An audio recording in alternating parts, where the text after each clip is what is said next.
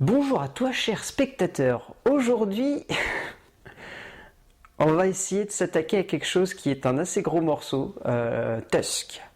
Tusk, c'est le nouveau long métrage du réalisateur américain Kevin Smith, plus connu pour avoir réalisé notamment les 2 volets de la saga Clerks, qui en croisant les doigts aura peut-être un 3e film, et qui dernièrement a réalisé aussi Red State avec John Goodman, Melissa Leo et Michael Parks, qui est sorti directement en DVD chez nous, tout comme Tusk risque malheureusement de le sortir aussi.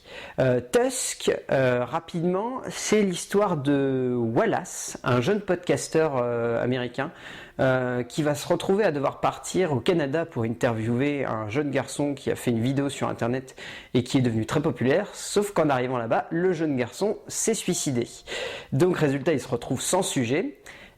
Et par hasard, en allant aux toilettes, il trouve un mot lui indiquant qu'un homme dans la région, un certain Howard Ha, cherche une personne à qui parler et à qui dévoiler ses aventures passées.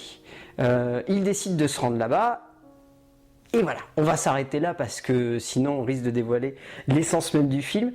Très clairement, c'est assez énormissime ce qu'arrive à faire Kevin Smith. C'est assez fou de voir un cinéaste être passé d'un extrême à un autre en si peu de temps. Kevin Smith, à la base, il réalisait des comédies, il était vraiment dans le système hollywoodien, il était rentré à fond dedans, jusqu'à réaliser Top Cops, qui était une comédie jouant vraiment à fond de côté gros blockbuster comique. Et c'est peut-être là qu'il a pris conscience que son cinéma était limité. Et donc depuis, il s'est mis comme objectif de réaliser des films qui soient vraiment en marge, complètement en marge de la société hollywoodienne, et qui sont parti très très loin. Red State était vraiment un film à moitié sur la limite des théories du complot, racontant quand même l'histoire d'une secte qui essayait d'invoquer Satan en sacrifiant des jeunes pêcheurs, ce qui était quand même très osé, et en même temps il arrivait à distiller quelque chose de très drôle dans le film, et on retrouve ce même esprit là dans Tusk, qui est vraiment, pour le coup, un film vraiment vraiment barré, vraiment vraiment drôle, vraiment vraiment noir aussi. C'est peut-être ça qui fait la force du film, c'est qu'il arrive à mélanger beaucoup de styles. Kevin Smith, à travers son écriture, arrive vraiment à instaurer une ambiance qui est à mi-chemin entre le film de genre vraiment hardcore et la comédie complètement loufoque et hallucinée. Il y a des séquences où on est vraiment mort de rire, mais vraiment mort de rire. On se demande vraiment comment ça se fait qu'il a pu mixer à ce point-là les genres, et c'est peut-être ça qui fait la force du film. En plus de ça, il faut admettre qu'il est super bien réalisé. Il est vraiment vraiment beau, esthétiquement parlant. Kevin Smith a fait vraiment un travail de mise en scène assez imposant. Il a réussi à trouver un juste milieu entre un film très bien écrit, ce qui était tous ses précédents longs métrages, excepté donc Top Cops qu'il n'avait pas écrit. Mais sinon, tous ses films étaient vraiment un travail d'écriture très subtil. Et souvent, il avait un peu tendance à délaisser la mise en scène. Derrière cela, il donnait simplement à sa mise en scène quelque chose de voyeur, mais jamais vraiment d'esthétique. Et là, avec Tusk, il arrive vraiment à pousser l'esthétisme le plus loin possible. Il arrive vraiment à faire des plans qui sont vraiment hallucinants. Il rend des hommages à de nombreuses reprises au western spaghetti à travers des plans, des zooms dans l'image qui sont vraiment impressionnants et qui rendent vraiment bien à l'écran. Le film se découpe en 3 actes, comme un grand drame. Et c'est peut-être ça qui fait la force du film, c'est-à-dire que dans l'exposition, on apprend à connaître le personnage. Dans le deuxième point, on va voir entre guillemets la transformation, pour ne pas dire quelle transformation, et dans le dernier acte, la résolution.